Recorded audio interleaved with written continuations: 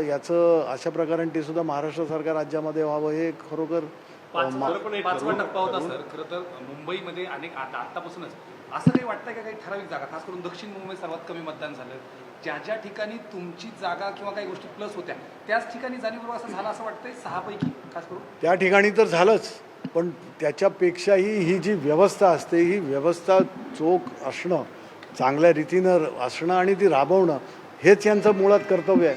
आणि तेच कर्तव्य जर करत नसतील तर मग हा लोकशाहीचा उत्सव तुम्हाला लोकसभेची निवडणूक हा फार मोठा उत्सव आहे लोकशाहीचा हे म्हणणं फोल आहे. सर पण एक ठरवून केलं असं म्हणायचं आहे का, नाही तर मग कोणी राजकीय काही हस्तक्षेप ठरवून वगैरे नाही, पण याच्यामधला जो फोलपणा होता, याच्यामधला जो कमीपणा होता, याच्यामधला जो डिफेक्ट्स होते ते सगळं आणून दाखवणं, मग त्याच्यामध्ये बाकीच्या ज्या गोष्टी आहेत ते त्यांना माहीत.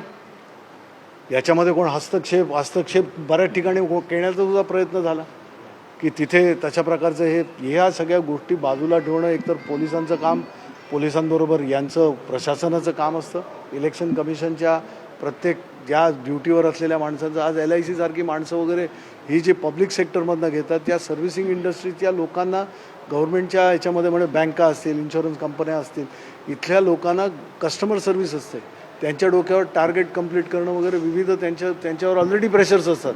आणि त्यामध्ये इलेक्शन कमिशनसारख्या ड्युटी जे काही आज कोर्टाची सुद्धा ऑर्डर आहे म्हणे की हे देशासाठीचं काम आहे, देशासाठीचं काम आहे तर त्यासाठी लोक येतात सुद्धा, परंतु आल्यानंतर त्या प्रकारच्या सुविधा देणं आज तुमच्या सोशल मीडियामध्ये म्हणा, वृत्तपत्रांमध्ये सुद्धा या ड्युटीवर आलेल्या लोकांना रात्री राहायची सोय तिथे काय कसली काही नाही, अगदी उघड्यावर ते झोपलेले वगैरे सुद्धा छायाचित्र ती प्रसिद्ध झाली.